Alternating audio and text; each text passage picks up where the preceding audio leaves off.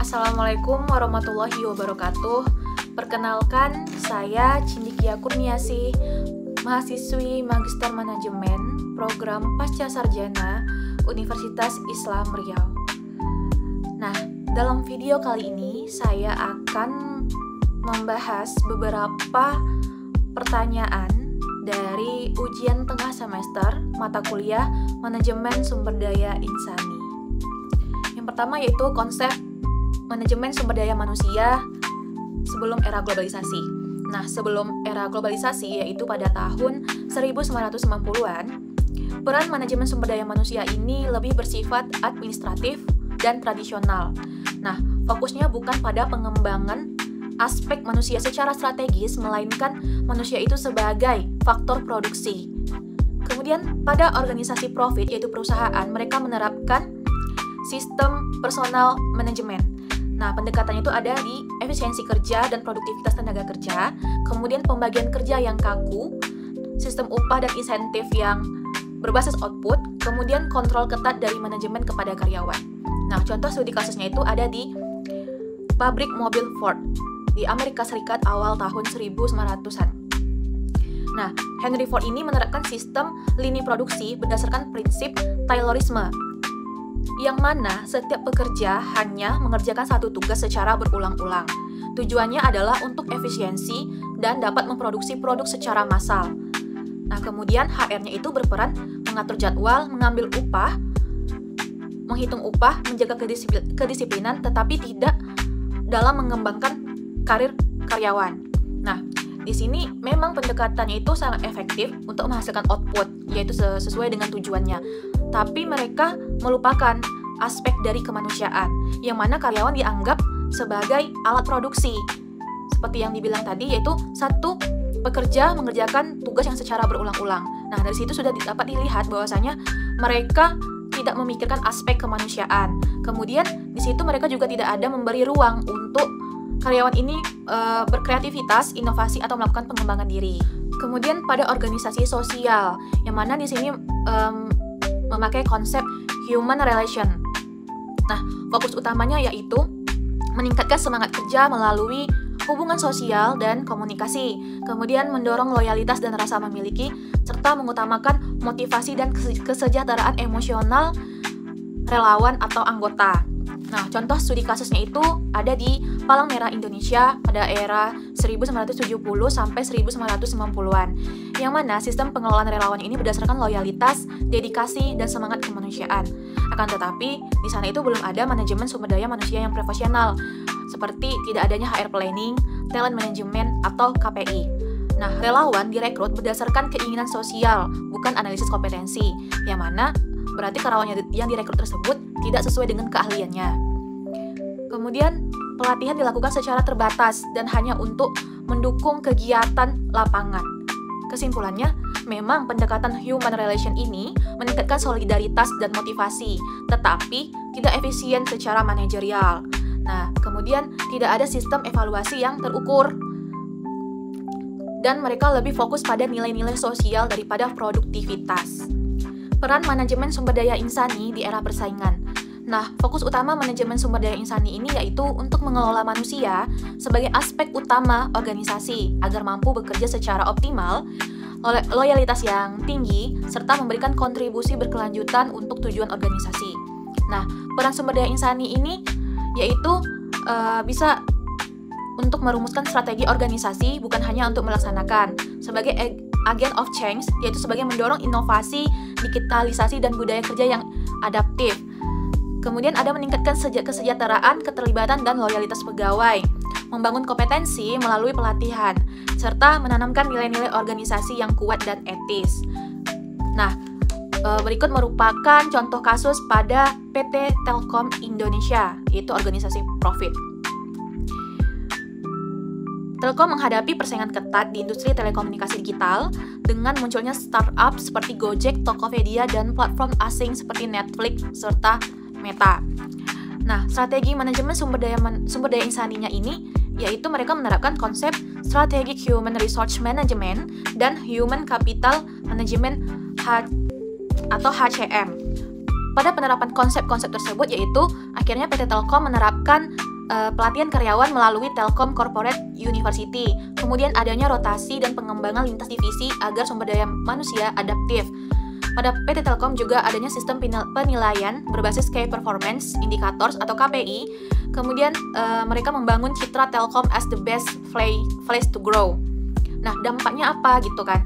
Dampaknya peningkatan produktivitas sumber daya manusia dan inovasi digital sangat meningkat. Kemudian PT Telkom ini mampu mempertahankan posisi sebagai market leader dan ekspansi ke sektor digital, seperti adanya Telkomsel dan IndiHome, dan lain-lain. Kemudian ada contoh kasus pada organisasi sosial, yaitu Dompet Duafa, yang mana Dompet Duafa ini lembaga zakat yang memperoleh kepercayaan publik dalam menyalurkan dana secara profesional.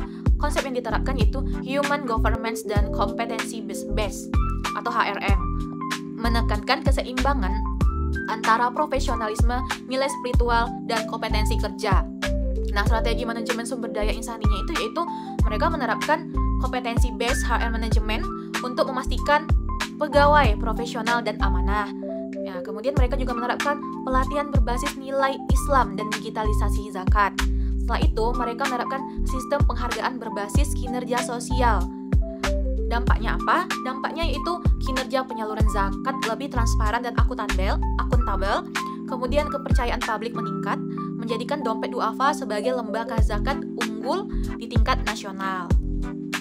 Saya bekerja di Dinas Perikanan Kabupaten Rokan Hilir, yang mana Dinas Perikanan Kabupaten Rokan Hilir ini sebagai pelaksana di bidang urusan perikanan yang terjun langsung ke masyarakat, tetapi khusus ke nelayan, pembudidaya ikan, dan pengolah hasil perikanan. Nah, Dinas Perikanan ini lebih sering kerjanya di lapangan, berarti Dinas Perikanan ini sebagai pekerja yang teknis gitu. Saya menyimpulkan bahwasanya Dinas Perikanan ini termasuk dalam budaya organisasi kuda kerja, yang mana Dinas Perikanan ini memang sebagai pelaksana utama kebijakan, tetapi perannya itu sering dianggap sebagai pelengkap atau pendukung, bukan prioritas utama dibandingkan dinas besar seperti keuangan atau kesehatan. Nah, kenapa juga Dinas Perikanan ini termasuk dalam kuda kerja? Pertama, dilihat dari aspek pelaksanaan teknis kebijakan. Dinas Perikanan ini mereka sebagai pelaksana teknis kebijakan, yaitu dinas lebih banyak menjalankan apa yang sudah ditetapkan oleh pusat seperti Kementerian Perikanan dan Kelautan, atau perintah dari atasan langsung seperti bupati atau wali kota, sehingga Dinas Perikanan ini dia sebagai pelaksana bukan sebagai pencipta atau pembuat kebijakan. Kemudian dilihat dari aspek kinerjanya. Nah, kinerja ini dapat diukur secara fisik. Contohnya, Dinas Perikanan ini bisa mengukur jumlah produksi perikanan Rokan Hilir gitu. Kemudian bisa diukur juga jumlah bantuan sarana dan prasarana yang telah diberikan kepada masyarakat. Nah, ciri khas kuda kerja itu yaitu hasil kerjanya terlihat dan terukur. Jadi, Dinas Perikanan ini bisa termasuk dalam posisi kuda kerja. Setelah itu, dilihat dari aspek beban lapangan yang tinggi, yang mana sebagian besar ASN Dinas Perikanan ini terlibat dalam kegiatan lapangan. Nah, pastinya setiap bulan atau per triwulan atau per semester, kami dari Dinas Perikanan ini pasti ada melakukan monitoring dan evaluasi bantuan-bantuan atau mungkin turun ke lapangan untuk ngecek apakah kelompok ini layak untuk diberi bantuan, seperti itu kan. Apakah ini lengkap data-datanya. Jadi beban kami itu lebih banyak di lapangan, kami turun ke lapangan. Nah, ini juga merupakan salah satu ciri khas dari kuda kerja kayak gitu kan, mencerminkan beban kerja yang tinggi dan karakternya tuh kerja nyata. Setelah itu ada di pengaruh kebijakan yang relatif rendah. Dinas Perikanan ini memang tidak banyak menentukan arah kebijakan strategis daerah. Keputusan besarnya tetap berada di kepala daerah, Bapeda atau Kementerian Perikanan. Nah, jadi kami hanya menjalankan instruksi, bukan merumuskan arah utama. Nah, di sini ada keunggulan posisi kuda kerja ini, yang mana Dinas Perikanan menjadi ujung tombak pelayanan langsung ke masyarakat. Hasil kerjanya mudah dilihat dan diukur secara konkret. Kemudian, dengan pendekatan partisipatif, sering muncul inovasi dari bawah seperti kelompok nelayan-nelayan, kelompok pembudidaya ikan, serta kelompok pengolah. Serta pegawai di Dinas Perikanan ini memiliki pemahaman mendalam tentang kondisi real masyarakat seperti nelayan, pembudidaya ikan ini, dan sumber daya perikanan yang ada di rokan hilir. Kelemahannya itu, yaitu Dinas Perikanan ini kurang terlibat dalam perumusan kebijakan. Nah, kemudian adanya kelelahan dan kejenuhan pegawai karena banyak tugas yang tidak diimbangi dengan insentif dan dukungan memadai. Yang mana kerja di sistem birokrasi ini, masalah insentifnya ini sudah diatur berdasarkan peraturan. Tidak ada bonus lain atau tambahan. Nah, beban kerja yang tinggi itu dikarenakan banyak kegiatan teknis dengan sumber daya manusia dan anggaran yang terbatas. Dikarenakan Dinas Perikanan ini selalu dianggap sebagai dinas pelengkap atau pendukung, anggarannya lebih kecil dibandingkan dengan dinas-dinas yang memang menjadi prioritas utama dari visi misi kepala daerah. Nah, kemudian Dinas Perikanan ini harus tunduk atau mengikuti pada kebijakan pusat atau daerah tanpa fleksibilitas besar. Nah, saran penguatannya yaitu pertama, perkuat kapasitas sumber daya manusia melalui pelatihan manajerial dan teknis berkelanjutan. Kemudian, bangun jejaring koordinasi dengan Bapperida, DKP Provinsi, dan Kementerian agar lebih dilibatkan dalam perumusan kebijakan. Yang ketiga, digitalisasi data dan kinerja agar hasil kerja lebih mudah ditunjukkan dan diakui. Yang keempat, dorong inovasi layanan publik berbasis kebutuhan nelayan, pembudidaya ikan, atau masyarakat pesisir.